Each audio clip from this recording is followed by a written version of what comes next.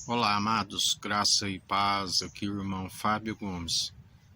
Jesus nos ensina: não ambicioneis coisas altas, mas antes sejais unânimes, segundo a humildade, aquele que nos ensina: aprendei de mim que sou manso e humilde de coração. Aquele que quando estava à mesa com aqueles que ali estavam, até mesmo aquele que ele disse: não escolhi eu vós 12, e um de vós é um diabo,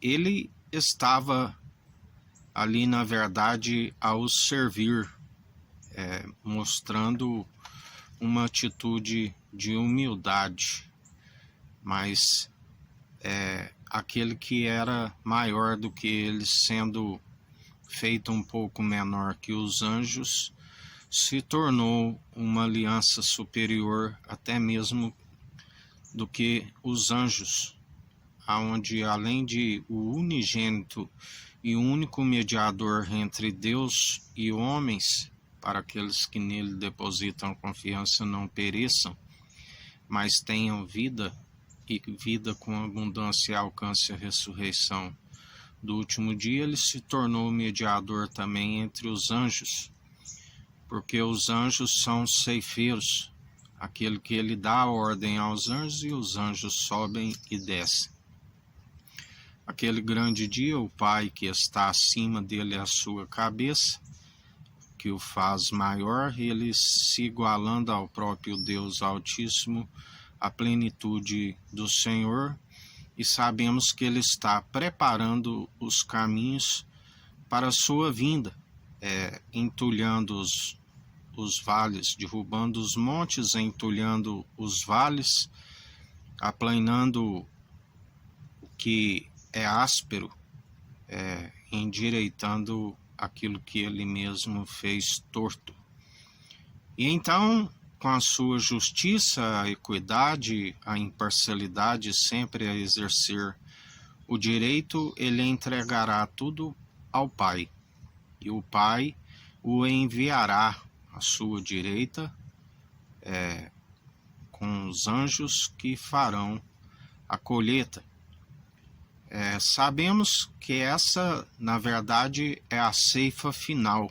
Tudo cessará, tanto aqui como na expansão, como os astros, tudo se findará, onde haverá júbilo para aqueles que alcançarem as mansões celestiais por um corpo que ele preparou, aonde através dele estamos em unidade pelo seu Espírito, enviado pelo Deus Altíssimo em nome de Cristo, o batismo com o Espírito e com fogo, que esquadrinha a intenção da mente e do coração e nos purifica e nos santifica do interior para fora e nos mantém com o caráter do que não tem que se envergonhar, sempre com a ciência de que, sendo o menor e estando servindo o próximo, fazendo assim, sois grande e reconhecidos no reino dos céus, poder que nos foi outorgado para pisar serpentes e escorpiões, pois a nossa luta não é contra carne e sangue,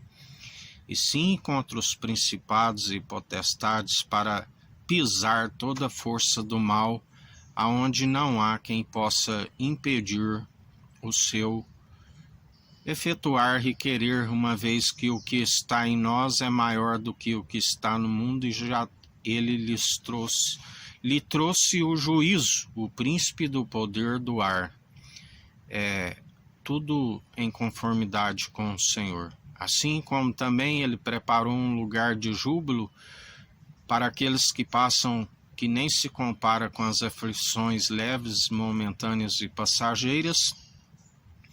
Assim também ele preparou um lugar para os desobedientes. Aqui na terra estamos segundo ainda não a ceifa final, porque ele nos ensina que antes daquele grande dia seria expulso os falsos profetas, o filho da iniquidade todos aqueles que se amotinam em vão contra o ungido de Deus, o anticristo. Quem é os anticristos, senão aqueles que se opõem à verdade do Senhor?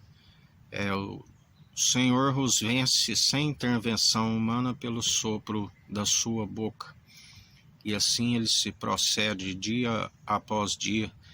E a palavra nos diz que é a separação do joio e do trigo. Quando o trigo amadurecesse, o joio seria amarrado em feixes e lançado no fogo, porque quando o trigo amadurece, que é aqueles que alcançam uma estatura mediana da plenitude do Senhor, e ao discerne entre o trigo e entre o joio, e ele é aquele que dá ordem aos anjos para ceifar, na verdade, o joio, para arrancar. Aquele que já dizia, quem semeou a semente má enquanto o homem estava a dormir, o inimigo veio e semeou.